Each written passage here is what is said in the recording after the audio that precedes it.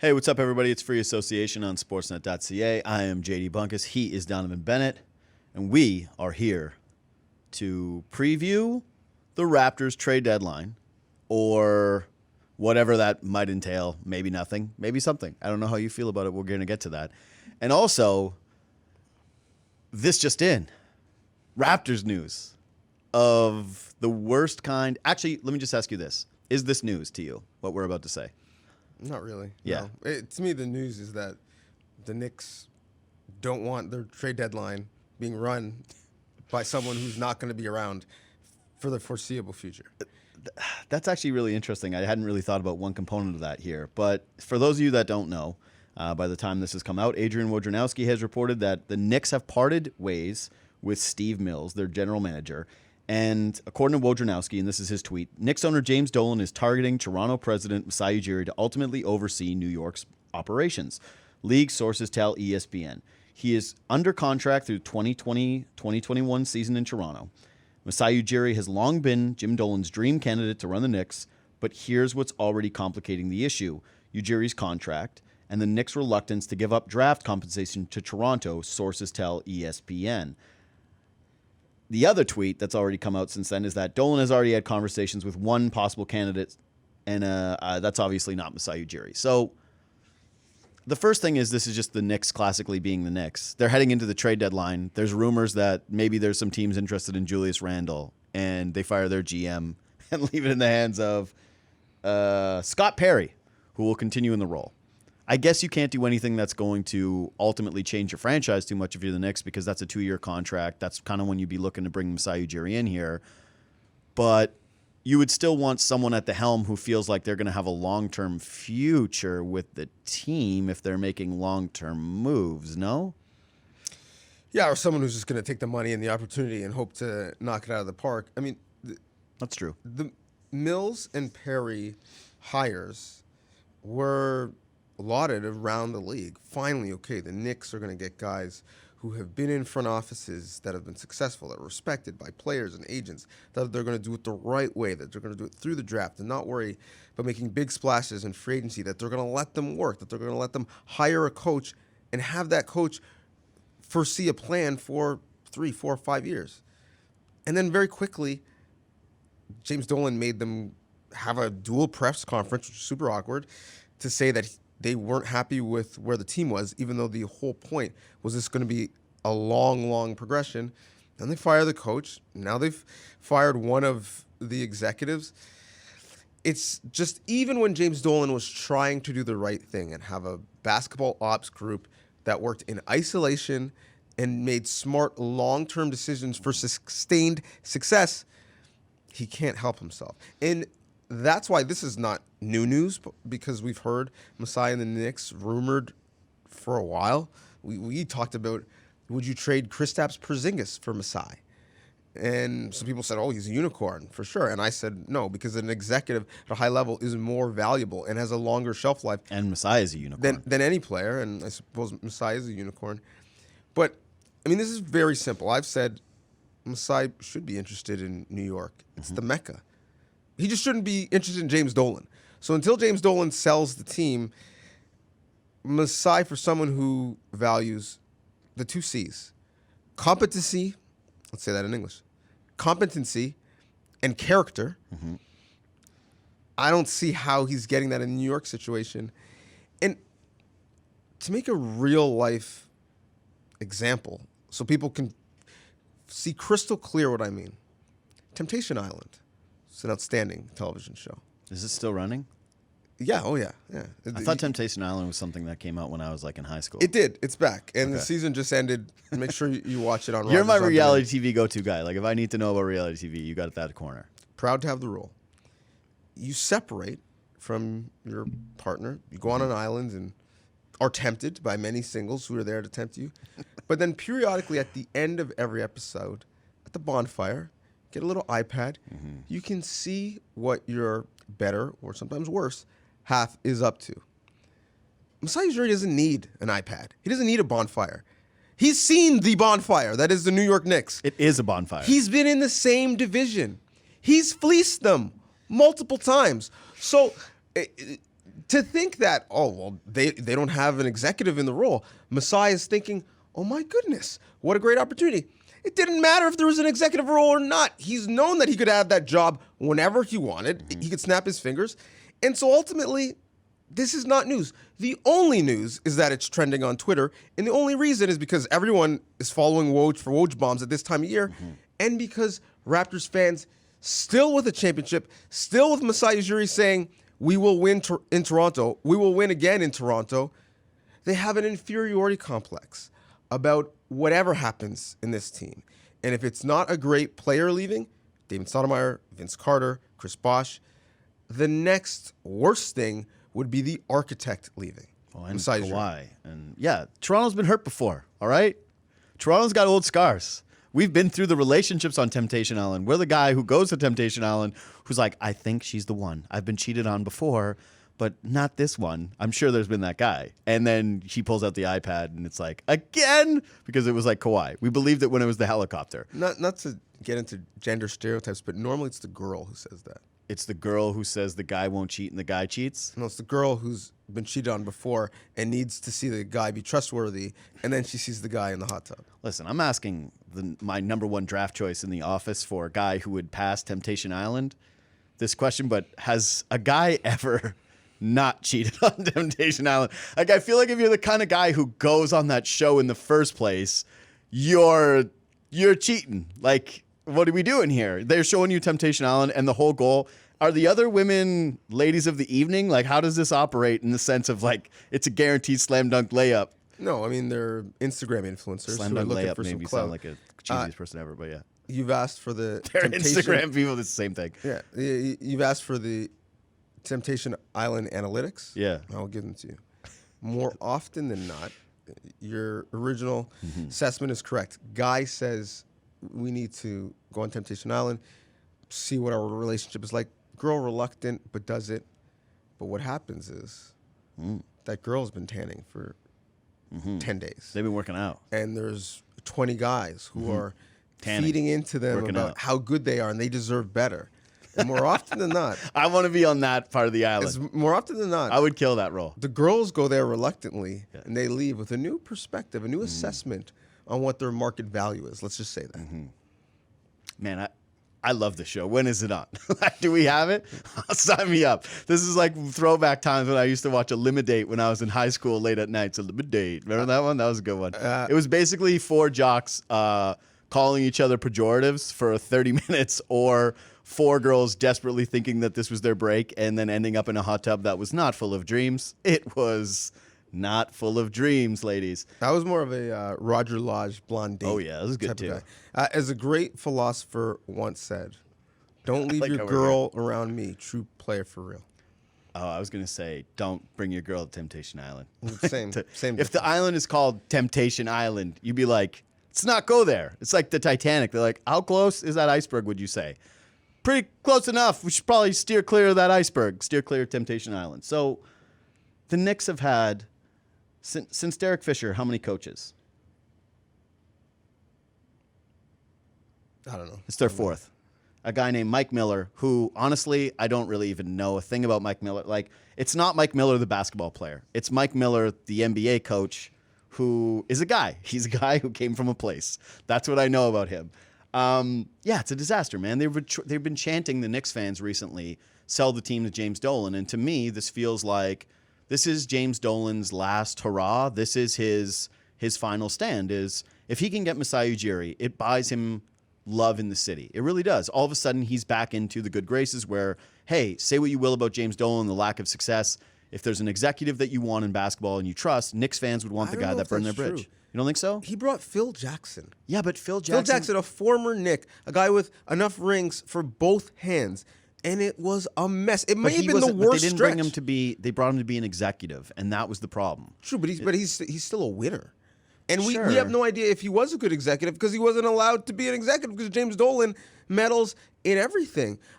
If I'm James Dolan and I'm looking at the Raptors and I'm running a business, sure, you can shoot your shot and go for Masai Ujiri, which has not happened, and you would have to give up some pick compensation, and it would be expensive. But the prudent business decision would be like, why don't I go holler at Bobby Webster? his wife has a business in New York. He spent time working in the league office. Bobby Webster is not selling tickets. The fan base is like, who? The wedding guy? The wedding planner? No, thank you. Okay, but you know who wasn't selling tickets before he was who he was? Masai Ujiri. I know, but and that's then the thing. Denver Nuggets said, well, we can't get Brian Colangelo, but maybe we can get Masai Ujiri. But that's the thing. The Yankees don't go get Garrett Cole before Garrett Cole is Garrett Cole. They go get you once you're Garrett Cole. And this is the mentality of New York, is you're not here to learn on the fly. You're not here to get better and grow and become something here. This is Broadway. This is once like the play has gone through the crappy circuits. Once we've already done all the little markets, now you get the big stage. Now you get the big play. That's great. That sounds nice. How's that worked? Well, crap. Like we talk crap. about the Knicks as if they're like this cornerstone franchise. Oh my goodness, basketball would be great if the Knicks were good. When were the Knicks good?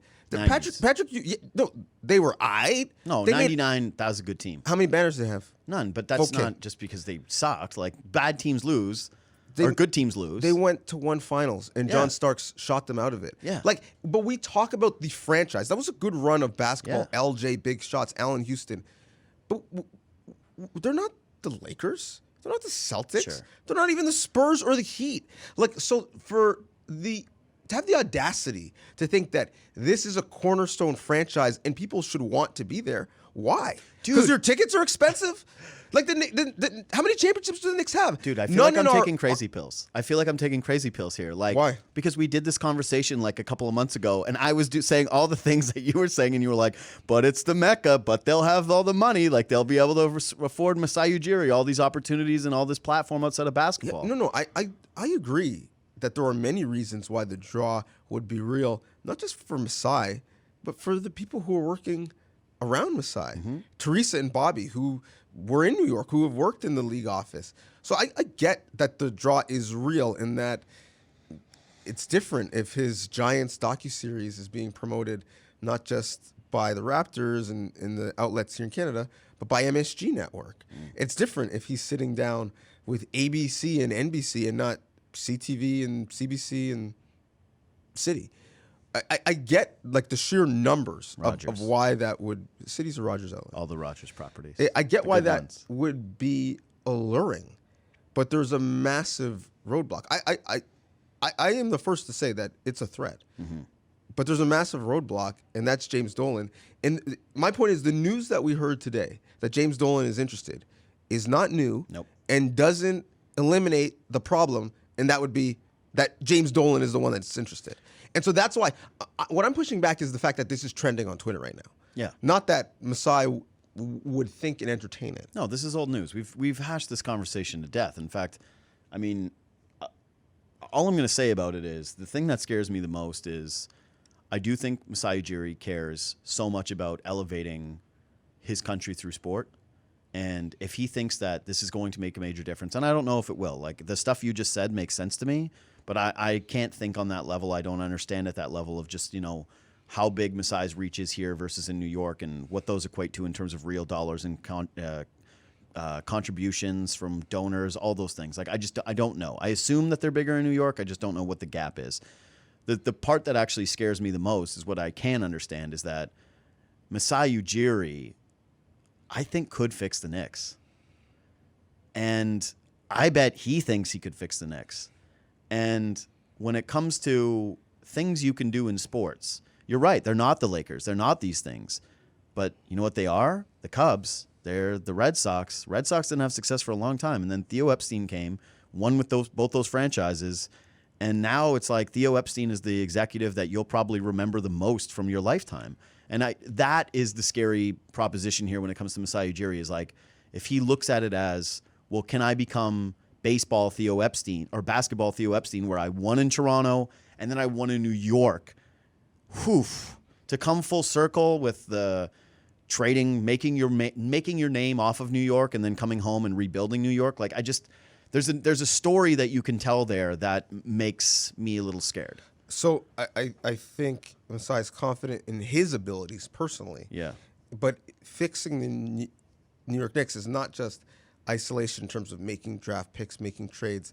There is so much that goes into having a good organization and winning a championship. Are you going to allow me to have more scouts in Africa than anybody else? Dude, Are you going to allow me to build up my analytics department? Are you allowed me to have and really invest in my G League franchise? Are you going to allow me to have real diversity on my staff so that when I came in, we had one female really working in a big way on the team? Now, a couple of years later, we have 14.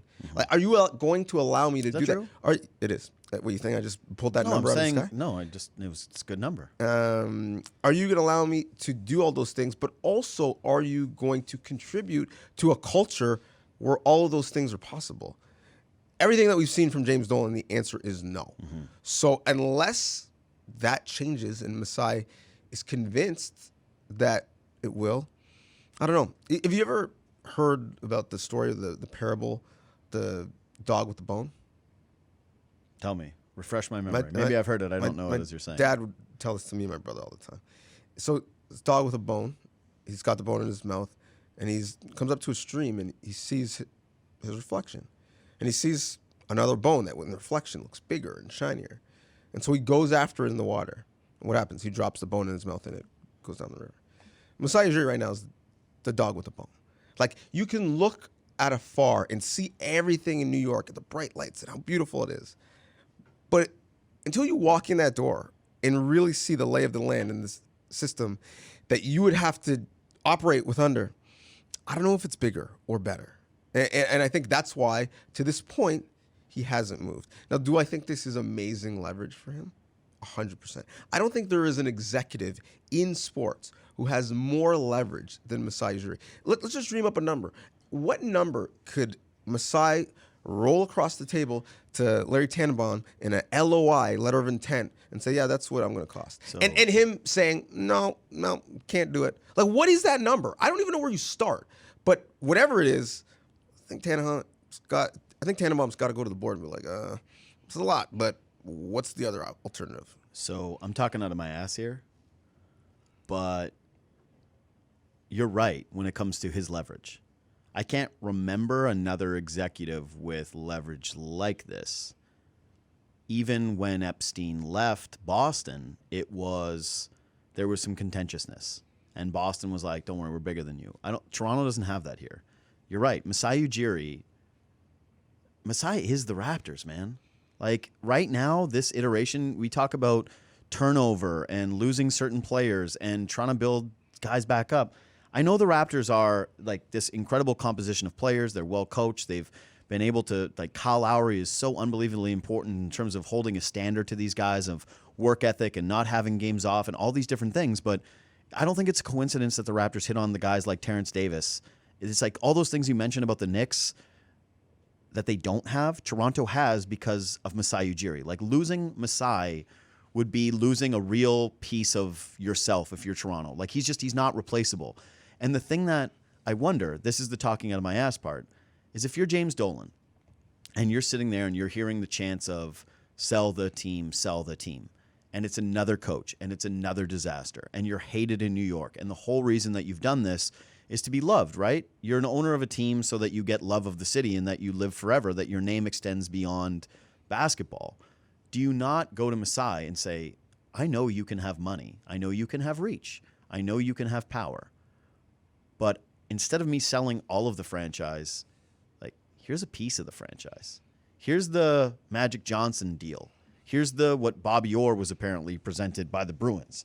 Here's the ultimate chip that Toronto can offer you, and that's actual ownership of something that is going to last beyond you, beyond your children, beyond your children's children. It's the New York Knicks are never going anywhere. I mean, that was the rumor in terms of what Ted Leonsis was willing to do in Washington and give him a title where he would be overseeing not just the basketball operations, but the sporting ventures as a whole. Mm-hmm. The only way I could see this being nudged more in that direction is the fact that the Knicks are such an embarrassment, not even on themselves, on the entire league. On the night when basically the league is openly mourning Kobe Bryant, the Knicks get into a brawl because they're upset that Jay Crowder took a meaningless three and shoves him into the stands. There was too much time left on the clock for him to not shoot that three, which is the most confusing part about it. Like, there was still like 46 seconds left. It's just one of the dumb unwritten rules. After the game, John Morant's talking about the fact that he can't even get a warm shower in the locker room. Do you Plus, think that's true? I call that liars who lie. why would he make that up? I don't know. You're just kind of in New York and you want to embarrass them. Like, what do you mean you couldn't get, maybe like, so a maintenance guy went down and shut off all the hot water? Like, I don't know. That seemed like he was trying to kick dirt on the Knicks, which is fine. I love John Morant. I don't think anything surprises me coming out of that building. I'm one of their most beloved players.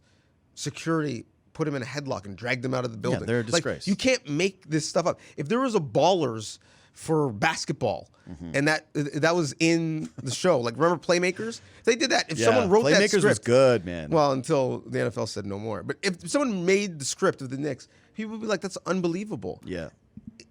They're a mess. The only reason I could see it is if Adam Silver said, "This isn't a disgrace, not just on the franchise, on the entire league."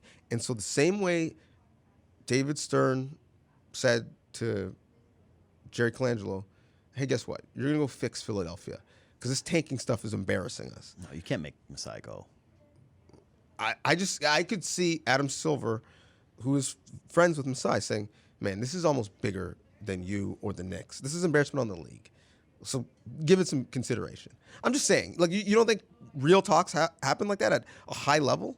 You don't think the NBA is worried about what's going on in New York right I'm now? a very paranoid person, all right? It's why I left marijuana alone. Because I was like, you know what? This isn't for me. I'm too paranoid. Like, it makes me feel bad. So I'm going to leave it. So, yeah, you putting that in my head, like, it works. Like, I'm already anxious about it. I'm already anxious about some type of a fake dinner that those two guys are having and they're manufacturing their way to the Knicks. I'm with you. I think this is the overall takeaway here, is that you and I both believe James Dolan is still a greater impediment to the Raptors losing Masai Ujiri. That when it comes to draft pick capital, when we're looking at this thing of, well, the Knicks don't want to give up draft picks to get Masai Ujiri, it's like, what amount of draft picks would make sense for the Raptors? So many. So many. That's what you need to get Masai. This isn't you're trading a couple of second-round picks. This is like heavy weight to get R.J. him. Barrett in your first every other year for a decade. I mean, yeah, I do that deal. I'm doing that deal. Sorry, Masai, you're at the door. This is the Kawhi Leonard deal where it's like, DeMar, we love you, man. But, like, come on, it's Kawhi. That's what we're getting here with RJ and 10 first-round picks. But, yeah, it's a threat. It's scary. It's going to be scary for Raptors fans until it goes away. We have that scar tissue, that Temptation Island. I almost called it Treasure Island. That Temptation Island scar tissue. But that, as of right now, this is not new news. And, yeah, we're both basically rooted in the same thing. You ready to move on or no? The happiest person right now is Masai Woj. Ujiri. Oh. Well, I mean, Woj he's going to break 4 more things that are going to break I know, Twitter but this is like between now and the end of this podcast. But that's the thing. He's like warming up for deadline day. He's like getting the stroke ready. He's just like he's starting to warm up. He's like, oh, you were all right. impressed with that Clint Capella news on Sunday? Yeah, he's like, I got wait, something for wait you. Wait for this. No, yeah. but we want to go watch him warm up like Steph Curry. Like shoot it from the tunnel. Shoot it from the tunnel, Woj. The fact that this quickly was trending reaffirms for me that the biggest and most important person tied to the Toronto Raptors is not a player. It's Masai Ujiri. And I would even say in the history of the Raptors, Isaiah Thomas and Glenn Grunwald, when they get shouted out in the Scotiabank Arena, get ovations. Imagine what Masai will get whenever he's done being the executive. If you called any show, TV, radio, podcast, say I want to talk to a Raptor, they're asking for Masai Ujiri over Kyle Lowry or Pascal Siakam. Yeah, no doubt. He's literally the biggest personality that this franchise has ever had. And I think he has all of the leverage in terms of what that contract might look like after 2021. So this pivots well into our next conversation because, yes, I think there's a sentimentality attached to Masai Ujiri that is like, it's rare. It's reserved for the very, very few. And it's not just because he's a good executive. Like R.C. Buford has had a lot of success, right? I don't think that he's revered the same way Masai Ujiri is in Toronto. Like, it's not hyperbole when I say that I'm proud. Like, I'm genuinely proud In fairness, most people don't know what R.C. Buford looks like. But that's what I'm saying. Like, Masai is not just a basketball executive. Like, he's the prime minister. It's like, I can't believe how attached I am to an executive and how proud I'm. Like, you watch his video from Giants of Africa about trying to elevate women, and like, it's hard not to be like, oh, right, this guy is able to think on a different level than other people. His time management, his charisma, his intellect, his passion, his charitability, like his charity, like it's all too much. Like he's too important. I think you're right. They offer him whatever he wants to stay here, and if he goes, it's because it's something that's outside of your control. But yeah, Raptors fans are sentimental about Masai Ujiri. The thing about him recently, since the DeMar DeRozan trade, is the idea that he will do anything if it improves the basketball franchise. He did it with DeMar DeRozan, and he has been on record saying that the Raptors will die trying to improve the team at the trade deadline. Before we get into mock trades or whether or not we think the Raptors are going to make a trade at the deadline, do you think sentimentality should play a role in how Masai Ujiri perceives his team heading into this deadline? The great philosopher Sam Mitchell once said, 0, 0, 0. Disagree. Listen, I'm going to just read some names for you. And so we had a list, I believe it was the top 30 Raptors of all time, right? And it was performance, impact on the franchise. If we had a similar list, favorite 30 Raptors of all time, like the most beloved. Everyone on this by team the is fan on the base. list. Matt Thomas is on the list. Probably. It's like Rondé Hollis Jefferson, my mom's favorite player, on the list. So the other 16 guys on the list, some of those names, Graves Vasquez, no question. Lou Williams, My personal favorite. Patrick Patterson, Pat. No, that's off the list now. At the time, yes. He was loved at the time. Yeah, but now He it's filled- over. The relationship is shattered. Now, I tried to bring it back together on this very show, and then like 2 weeks later, he was taking shots at nobody in Toronto making shots during the But finals run. It's over. you can't deny that he had people filling Scotiabank theaters. But you can't deny it's over now. No, but I'm saying at the time that he left, Okay, sure. people loved him. Corey Joseph, Yeah. and you mentioned it, DeMar DeRozan. All would make the list on the most beloved Raptors. Masai said deuces in very different ways to all of them. And as we look back, right, with some revisionist history, but if we look back, they were all smart decisions. Maybe Lou Williams is the one guy who you could say, well, he's played really well afterwards. But he hasn't played a lick of defense afterwards. And they were trying to, at the time and still are now, carve out a defensive mentality and identity. So, no, history has proven that there's no sentimentality from him. And history has proven that he was actually right in having that approach. So I do not think there is any whatsoever. So the difference here is Oh, and actually, I should put JV on that list as well. one was in the pursuit of rings. What are we And- pursuing right now? No, they have one now. And this team has won championships. And here's what I would say. They've earned the right. This is the difference. I don't think that Masai Ujiri should have sentimentality if someone comes to you with this just incredible lights out deal that you have to take because it secures so much of your now or your future. You get a chance to get a superstar, like something that's, pie in the sky stuff. He's not turning that down. But if you're just moderately improving your franchise, if the numbers tell you, the analytics, when you go to the NBA trade machine and it says you will add +1 win or -9 wins when you do this exercise, if it says +1 win and you think that it'll win you one more game, you don't do it. You let these guys ride it out. There's a different connection that this city has to this team that we haven't had. I don't know, maybe I think the 2015 Blue Jays, people felt this way about them. Like they felt this way about like Jose Bautista and Edwin and those guys, they left at the right time. But none of these guys are ready to go. Like no one's past their due date. Some guys are still getting better. They haven't had this opportunity to just kind of coalesce as a team over the course of the entire season.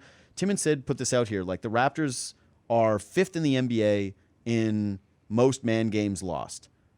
And you go through these teams, right? So the Warriors, they're 11-39 with 224 man games lost.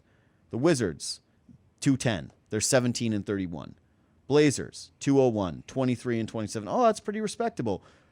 Raptors, 168 games lost to injury. They're 36-14. You have to respect that. You have to care about that. You have to put more emphasis on this kind of a number and this kind of a team than on other ones. We'll get to the trade, like the problems with the trade anyway. Like this is all moot. This is kind of like this is a really safe position for me to play from because the Raptors are not likely in a position anyways to make a big splashy move just based on their contracts and where their standings are and the market, all these different factors. But I don't think you can trade Serge Ibaka easily. I just don't. I don't think that you can trade, like we were going into the season, Kyle Lowry, like the way that they thought they were going to be callously going to. There's probably a case that Fred VanVleet's value is through the roof. Like, you can go get a point guard who's still on a movable salary, who immediately stabilizes your franchise, and who's a winner, and he's an unrestricted free agent. You don't know what you're going to get for him, and maybe you can upgrade someone who's got a little term or get some like, you just can't do it. You have to let this group play it out based on what they've done for you. Like, you tell athletes all the time, you got to go out and earn it. The Raptors have earned it. Like, they've earned the benefit of the doubt here that a minor move or a risky move is just, it's not something Masai Ujiri can do. Sentimentality here matters. Well, I mean, I think you're making a false equivalency, because I don't think you make any move to improve by one game. I think every move is to eventually get you to the point. 5 games. Maybe not now, but closer to a championship. I think that it's the goal. If not, what are you doing? And I think. But if that's the case, then they should sell. Because it's a seller's market right now, and they have all these guys on expiring deals. Like, you have Fred VanVleet, Marc Gasol, like even Kyle Lowry would probably be super attractive still to a team like the Heat. You have Serge Ibaka, all these expiring contracts. You could easily move. Like, Clint Capella's in the news right now for the Boston Celtics. What do you think that the Raptors could be able to acquire if they said, "Hey, Celtics, you know, Capella, like, screw it. Marc Gasol, hey, Clippers, put some contracts together, get the Harkless contract and get another one, and you want Marc Gasol, like, he's on the table. What will you be able to give us?" They're a bad example because they don't have any first-round picks, but I'm just saying it could technically get you closer to assets to win a championship than maybe what you have with this current team. So, I mean, I don't disagree, but I feel like they're in the position where, what are you getting for Ibaka or Gasol? A late first-round pick? I mean, don't know. They've been able to get guys in the second round and make them players. Get guys that are free agents and make them players. We'll see what happens with Matt Thomas, but get guys from Europe. So you're low pick capital. We have a roster full of guys that we can't find minutes for. I'm not taking back another pick. And historically, the situation was, oh my goodness, expiring contract. You better get something for that before it leaves. That's the baseball mentality that became the basketball mentality. That's not the case for the Raptors, because you get one thing. You get money off your books, which is coveted right now, specifically from contenders. But the other thing you get is, if you're the Raptors, who's to say, even if Marc Gasol or Serge Ibaka go to free agency and are unrestricted, that you can't re-sign them for a third of what they're making right now? Because this offseason, based off of the market, most of the contenders are capped up or are waiting for a year and a half from now when all the big free agents are available. So who has money to spend? Memphis, Carolina, Atlanta, Charlotte. If you're a guy in your 30s, are you going there for a rebuild? Probably not. And if you're them, is Phoenix taking away minutes from Aiden to give them to Ibaka or Gasol? No, that doesn't make sense for them either. Those guys are not going to be around by the time those teams get good. So this offseason, you can get a lot of your guys back probably for a little money if you choose to do that. So the urgency to sell them right now, just for any asset in the future, even if it's not a great asset, I don't really see it there. That's why I think that they are going to stand pat. But I reject the notion that, well, they need to be sentimental because they won a championship. No. It's the opposite. Because they won the championship, they can do whatever they want. They have a license to do whatever they want. They could go Bill Belichick Patriots and be callous across the board, and people are going to be like, yeah, that's fine, but look at their shiny trophy that's in the lobby of the OVO Center. Do we still have that? Okay, do what you got to do, Masai. Like, there is no move that he makes or doesn't make that will be criticized. And so that's why I think there isn't any sentimentality, because winning that championship is freeing in a way. Yeah. I kind of even admit hating saying this, because I'm not a journalist, but I'm supposed to have some measure of, like, I have biases. I don't really know how to put this, but, like, I love this Raptors team. I love this Raptors team more than any Raptors team I've ever enjoyed before. I might love this Raptors team more than any team in any sport ever. Like, just the way that they play. You do know they're not going to trade the entire team. I know. Right? I don't care. I don't want them to trade anyone. If there's a piece or two or three that are missing, you'll still love them. If you're in here's the best player I'm willing to see them trade. Ronnie Hollis Jefferson. That's the if you're going anywhere up there, it's like I want LeBron. Like I'm serious. I can't do it. I think people are so attached to this group and that people are so interested in seeing what they can do in the playoffs and how their defense is going to translate, how potentially being fully healthy is going to translate, how seeing Pascal Siakam in this spot, seeing if the Norm hot streak can actually extend into the playoffs, see if Fred VanVleet and Kyle Lowry can still be this dynamic duo. They're good enough to compete, and there's nothing. Let's get to this now. I don't think there's anything that they can do realistically, and now this is a good way to pivot just into what's going to happen. They're tied hand in hand. This is the whole thing. You have this sentimentality, and why it should play a part is because the moves that are going to be available to you, they're just not good enough to make you change the ceiling of this team or really have enough of an impact where something is going to really change the outcome for this group. I just think that what you have internally is already going to decide what you do. There's nothing externally that is going to do something extra here. So you have those two things. You already mentioned that you're not going into 2021 because if Masai Ujiri is still here and they think they have a realistic shot at Giannis Antetokounmpo, they're not doing anything to jeopardize that. They're just re-signing guys to contracts that they believe can be moved if they need to move them, or they're standing pat completely. You're not depriving yourself of assets that would help you make a trade down the line when you have more clarity of what the team could be when you're trying to acquire something. So giving away first-round picks and prospects like Terrence Davis, I think those are less attractive to giving up because you want to have that flexibility. And so I think the Raptors are going to stand pat, but I also think they should stand pat for those reasons. I think they should stand pat as well, and I kind of explained why earlier. But they're in terms of you liking the team. I love the team. But if they went out and they got Robert Covington, would you like them any less?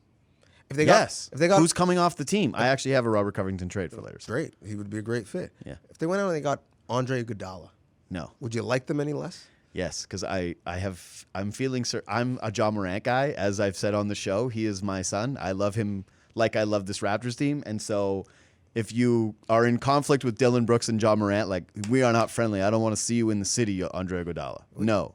He hasn't even really been. I know you're a Warrior guy, so this is tough. I'm a Grizzlies guy. You're a Warriors guy. I'm a Tale of Two Cities situation happening. You're here. going to have to Not guard that. Giannis in the playoffs for 42 to 46 minutes a night, guy. Yeah, and good. so you need to stack up a bunch of guys who can do that. Let Chris Boucher do it before Andre Iguodala steps foot in a Raptors uniform. Okay, I have to cheer for him. That's ridiculous. Yeah.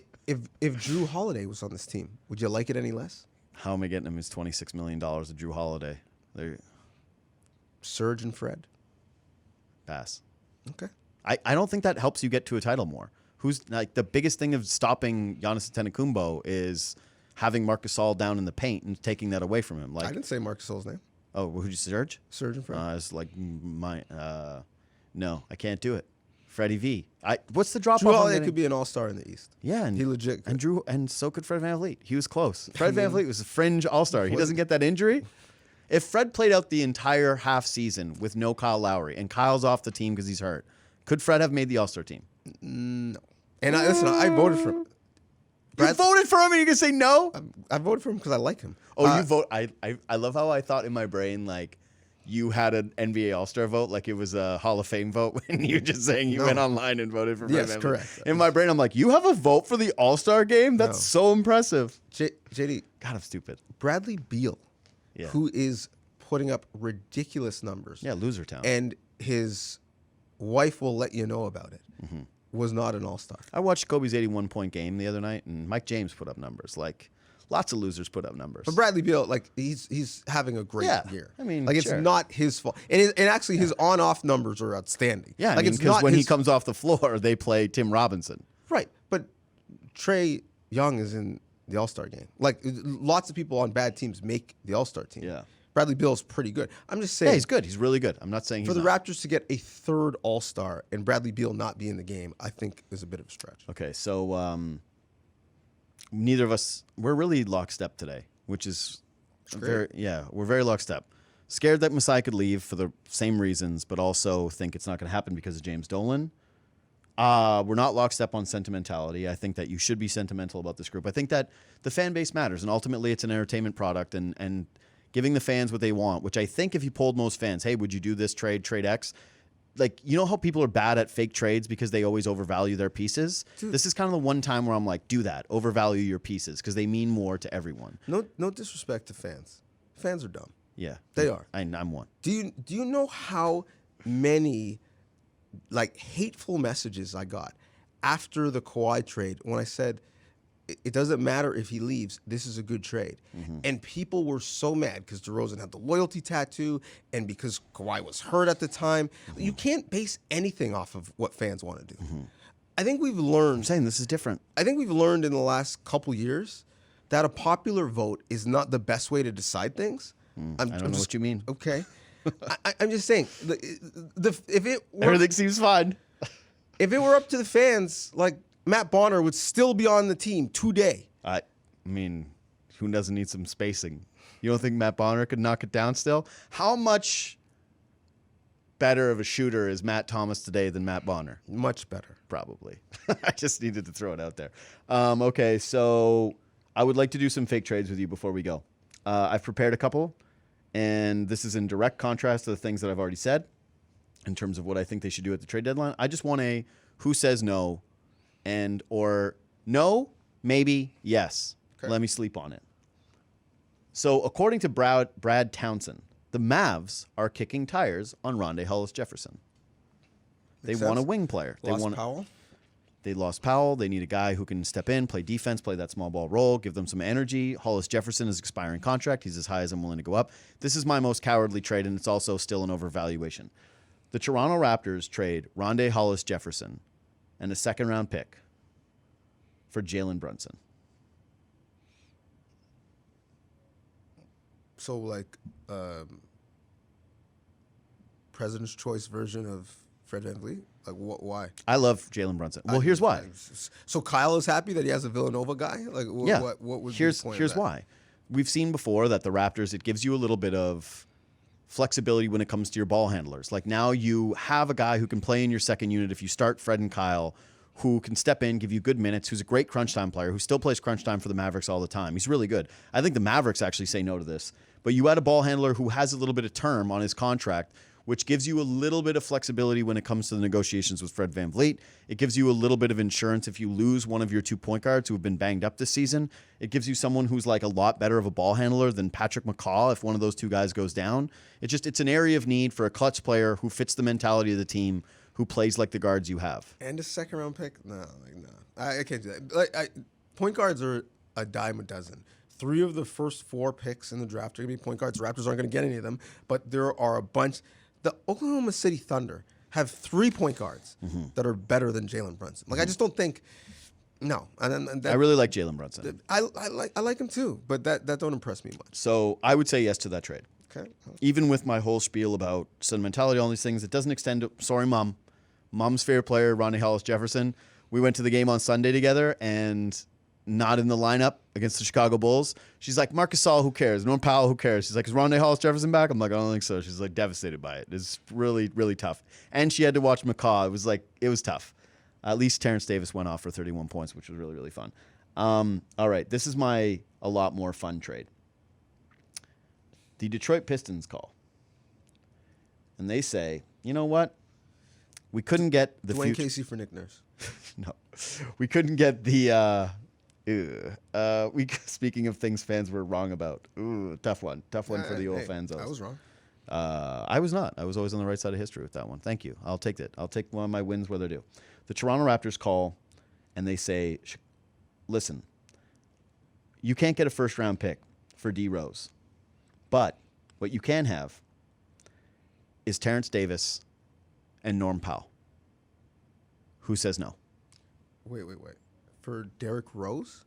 The Raptors trade Norm Powell, who is playoff Powell, so I'm not going to say he's not proven in the playoffs, and Terrence Davis for Derrick Rose. You have to throw in a secondary contract here. It's going to be a crappy player. It's not going to be anyone that plays for you. It's going to be probably, I think when I did this trade yesterday, I had who else was in here? Tim Fraser. They don't even finish talking, and I say no. Like, no.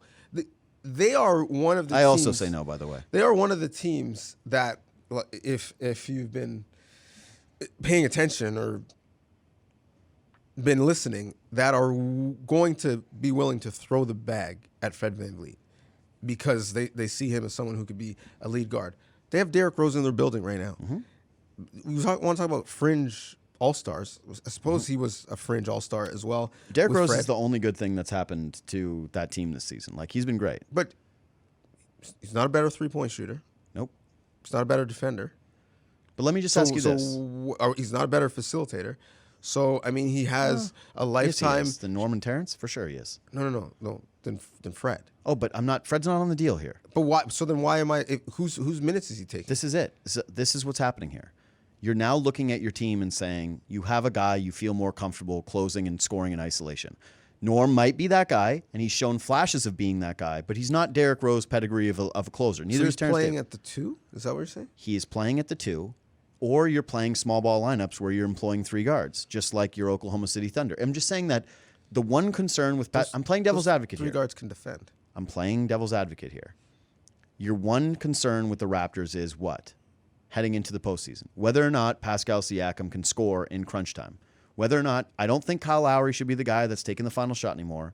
I don't think it's Fred VanVleet unless his feet are set, but it's talking about like an isolation scorer who can go get you a bucket out of a timeout. Your team is down 1 point. Your team is tied. You need someone to score. Derrick Rose, whether you like it or not, this is the question, does he get you closer to a title having that component on your team, something the Raptors have been missing, minus when Powell has been hot? No. Okay. You're acting like he's Lou Williams or Jamal Crawford and it's just this amazing professional scorer in isolation. No, he's closer to Mike James, who you referenced. No, a guy don't be disrespectful on a bad to D-Rose. team where I have someone 2 has different to take pairs of shots D-Rose. that can really cook. So, I mean, the Dude. name sounds nice, and he has a lifetime Adidas contract, so he has some publicity. But at this point, he's not a better player. Derrick Rose, especially in the way that he plays. Derrick Rose over the season is averaging 19 points a game, 6 assists, a steal, 2.5 turnovers a game, and he's shooting at a 50% rate as a guard. He's shooting 32% from 3. Yeah, what's his usage rate? High. That's That's the problem. Because that's that's not going to be the case in Toronto. But how is what that I'm a problem? I'm just saying, do you not think that? I'm just asking you this one question now. If your life depends on it, and you got to get a bucket at the end of a game, this Raptors team, you just need 1 point. Are you taking Derrick Rose or anyone on this Raptors team? I'm taking Pascal Siakam or Okay, Kyle Lowry. that's a fair answer. I'm not saying it's wrong. I think my point is that getting yourself to the situation where you need a bucket at the end of the game, I trust those other players more so than I do Derrick Rose. Listen, I agree. This was just my fun trade that I wanted to put together. My other one was this. This is not this. The contracts don't match up here. They'd have to figure something else out. I spent like 20 minutes on the trade machine trying to make this work. The principles of the trade, and we let Bobby Webster and all the nerds who understand the cap and the math figure out the rest in terms of adding a third team or however this works. The principles of the trade are Fred VanVleet for Buddy Hield. Who says no? Buddy Hield, upset in Sacramento, horrible culture. A guy like Fred VanVleet, much more attractive. Hield is on a really good contract. He's a shooter. He's not the best defender. He hurts you in that regard, but you have enough pieces to make up for him. He's been a malcontent, but he's a knockdown three-point shooter who gives you a little bit more size and who can score in isolation. Who says no? So I think the Kings say no because they are already pretty point guard heavy. Yep, they have De'Aaron Fox, but can you move De'Aaron? You're right, but can why, you? Why would you move? No, Fox sorry. is I was the going to best player. say I was going to say, can you move Fred VanVleet to the 2 like he basically plays with the Raptors? Isn't that what Corey Joseph is doing? Yeah, but you're not changing your franchise because of Corey Joseph as your backup. They just gave him money this I know. offseason. So move him to the bench.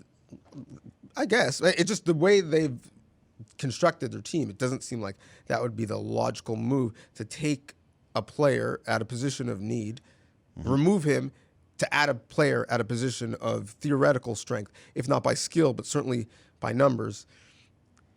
I think something that would be more plausible is what if the Los Angeles Lakers said, we need a guard. How about we get Fred VanVleet for someone who we have devalued and depressed? No. Kyle Kuzma. No. No. No. No. Kyle Kuzma. No. Kyle Kuzma's trying to get on Temptation Island, okay? Like, that's what his life goal is. It's like, that's where he wants to be. Temptation He Island, doesn't want to Canada. be wearing rings. He's like, how do I get on Temptation Island? When we start filming Temptation Island, Canada, in PEI, Yeah, exactly. Kyle, you could be there. No, Kyle's. I will see. He's like, can I be Bachelor Canada? There is a now short but legit history. Mm-hmm.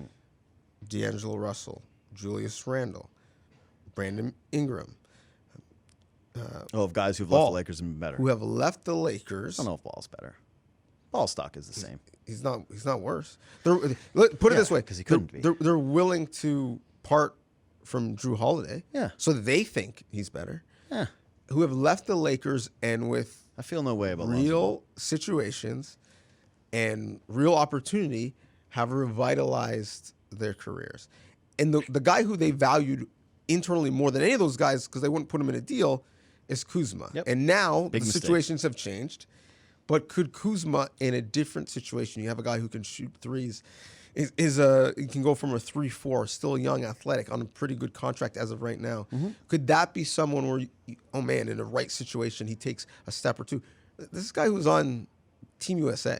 Yeah, So I'm just let's- not moving Fred VanVleet for him. That's all. It's just here's my problem with the But you, Kuzma but you may trade. lose Fred VanVleet anyways. Yeah, I know. Okay.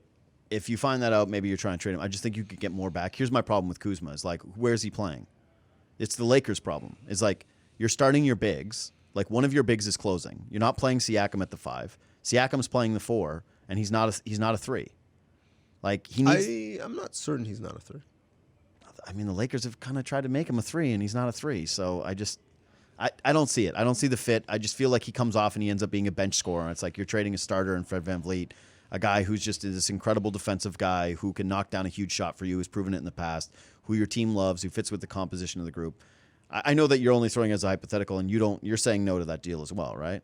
I think I'm just saying, I'm taking all of the principles that you had in the Buddy Hield deal, and I don't think it makes sense for the Kings. But if you had the same logic, you could shift it and do it with the Lakers, and I think that would make sense because they're a team that's desperate for a point guard, specifically a point guard who doesn't necessarily need the ball, is comfortable with it, can catch and shoot, but will defend. I mean, Fred VanVleet. No, but Fred VanVleet does that on every team. The problem is that That's why the Lakers would be interested. I know, but he would be their Derek Fisher. But who's the Raptors' other guard now? Like, it's McCaw? Like, that's what I'm saying. Like, if you used it for the Kings taking position of strength. But that the same would be said if the Raptors traded him to Sacramento. Buddy No, but Hield's at going to least- be your point guard? No, but at least with Buddy Hield now you have like a guard. You have another guy who's playing your starting shooting guard role. No, Norm Powell essentially and Terrence Davis are your backup point guards at that point. But if you traded VanVleet to the Lakers, that would be the same thing. Right? Yeah, You're not getting a point guard back. I know, but it's more like the position of strength thing. Is like you're still getting what I think in Hield is a position of weakness more for the Raptors than a power forward who can shoot and stretch the floor. Give me those minutes for him. Last one is from Kevin O'Connor of The Ringer. I don't know why I said Kevin Clark. Who's Kevin Clark? Oh, he's also from The Ringer. He does NFL. Kevin O'Connor has this one. He did a trade for every single team. This was his big one. It's kind of intriguing. 2020 first-round pick. The Raptors' 2020 first-round pick. OG Anunoby, Stanley Johnson, and Patrick McCaw to Minnesota for Robert Covington and Shabazz Napier. No. I would do it for Robert Covington and Andrew Wiggins. The contracts don't make sense there because Wiggins makes too much money. But yeah, I know you love Andrew Wiggins. He's your guy. I know. What I love is depreciated assets. Yeah. So you know how assets depreciate, though, right? They're not used properly. You don't think he's being used properly? I don't think anyone who's played for the Minnesota Timberwolves or the Phoenix Suns has been used properly. Listen, I'm with you. I think there's certain players around the league, and I've talked about this before, that you just, I just, if I'm a GM and we're doing picks based on talent and numbers, you'd be like, why do you have this guy so low? And I'd be like, I don't think I can win with this player. And I think Karl Anthony Towns is one of those dudes right now until proven otherwise. And like, I think that also Trae Young is one of those guys. Like, there's a list of players I have where it's like, but you're kind of got your priorities wrong, and you don't care, you don't play defense, you have real flaws to your games, and Maybe Wiggins would be better. I'd love to see Wiggins without Towns. I think Towns without Wiggins, both of those guys would benefit from a split. I don't want a guy because he's, he had the nickname Maple Jordan. I don't think Wiggins makes you any better. But in this, not at all the same level. But in terms of you can't win with this guy, isn't that what people said about Dirk until he won? No, but Dirk is a Hall of Famer. Like, let's not compare Dirk's Hall of Fame winning MVPs to Andrew Wiggins, who's I literally. said the talent wasn't the same, but like the it's not premise of you can't win with this guy. Yeah, doesn't play in the post, stretch player, doesn't but here's really the defend. thing: is like that was a dumb one with Dirk. Like that was always dumb. It was widely said and accepted. I mean, not by me. I'm saying my value test has. Dirk had things. Dirk had give a crap factor to him. Like he always had that in his game. I think Towns, this is the problem. Like he mopes around a lot, and he's like, I don't even like basketball. And you're like, ugh, all right, enough, Karl Anthony Towns. But we in hindsight say, oh yeah, it was obvious. But at the time, whether it was Peyton Manning can't win the big one, Dirk can't win the big one, you can't win a championship shooting jump shots. We believe those things. I know, but because those guys were on those big stages and they failed on the big stages. It's like with Karl Anthony Towns. Until they didn't. I know. It's just he can't even get to the big stage. Like that's the problem here. Hold on. Let's stop changing the parameters of the deal. So you say no to this deal, 2020 OG, Stanley Johnson, Pat McCaw for Covington and Napier. Because I think there's no doubt this move to makes me, the you deal better is basically today. OG for Covington. Like all that other stuff is wash. Yes, it is. You're giving me stuff that I don't really care about, and I'm getting back stuff that I don't really care about. So ultimately, would you trade OG for Covington? And I would not. Because OG, like, if he continues to progress, will be a much better player than Covington. Can I ask you something that I asked Ben Ennis today on Good Show? Sure. Is OG Anunoby the funniest athlete who's ever existed in Toronto? Unintentionally, probably. But it's like, it's not, unintentionally is the wrong way to put it. Like, he doesn't force it. But that clip of him in Ibaka, like going over the fashion, his video to Danny Green on his birthday where he's like, I guess you're 31 or 32. My birthday's coming up soon, but today's your day, so that's whatever. Like, I think OG Anunoby is not athlete funny. I think he's like real life, hilariously funny guy. See, I don't think he's trying to be funny. I just think that the fact that he's not trying to be funny makes it funny. He's so funny. I would, if I found out that OG Anunoby had a like 20 episode series coming out on Netflix and it was him going shopping with his different teammates or going to dinner and just doing things, or if they just said, hey, all the Raptors behind the scenes content is now just OG Anunoby only, I'd be thrilled. I would be binging it. I would be paying whatever subscription price to any service to watch more OG Anunoby content. But Chris Rock is funny. Yes, Kevin Hart is funny. Like, they're write hilarious. Jokes, they're funny. Just watching OG experience life is funny. Kevin Hart is actually underrated. Him is funny, but he himself is not inherently funny. This is a hot take, but Kevin Hart is underrated for this reason. His movies suck, and he's not funny in movies, but his stand-up is great. And people don't really think of him as a stand-up comedian because he's gotten so big and so far past that. But you almost watch Kevin Hart stand-up being like, this probably won't be very good. And it's amazing. It's so good. Well, I only watch his stand-up. I don't see any of his movies. So my only relationship to him is his stand-up. I can't. It's so good. Well, that wasn't a joke. I know, but that was OG funny. I just made a statement. I got to tell you, this was a really great podcast by you today. Like, if I was going to rate you out of 5 stars, I'd give you a full 5. Like, you were on fire today. Temptation Island, Kevin Hart, like, it was great. Your takes, pretty good, minus that Andrew Wiggins thing that you tried to throw in there a bit and shoehorn into the end of the podcast. Actually, 4.9 stars for the Andrew Wiggins thing, minus 0.1 of a star for that. But other than that, like, you were real close. You were real close to a no-hitter today. Thank you. You're welcome. I just felt like I needed to insert that. Okay. I'm going to go buy a scarf. Anyways, OG, I love you. I love this Raptors team. Don't trade anybody, Masai. Please have a heart. This is free association. Subscribe to Sportsnet's YouTube channel if you like watching us here. Subscribe to our podcast on iTunes. Leave a review if you like this podcast. If you don't, just screw. And you probably do if you're this far in the pod anyways. And yeah, share and like and do all those things that we always appreciate. Anything else for you to say? No. You want to go? I gave you the 5 stars, and you're like, "Yep, nope, I got to shut down." No, they're already bored of us. I think we're still getting laughs. All right, it's free association. Thanks for listening.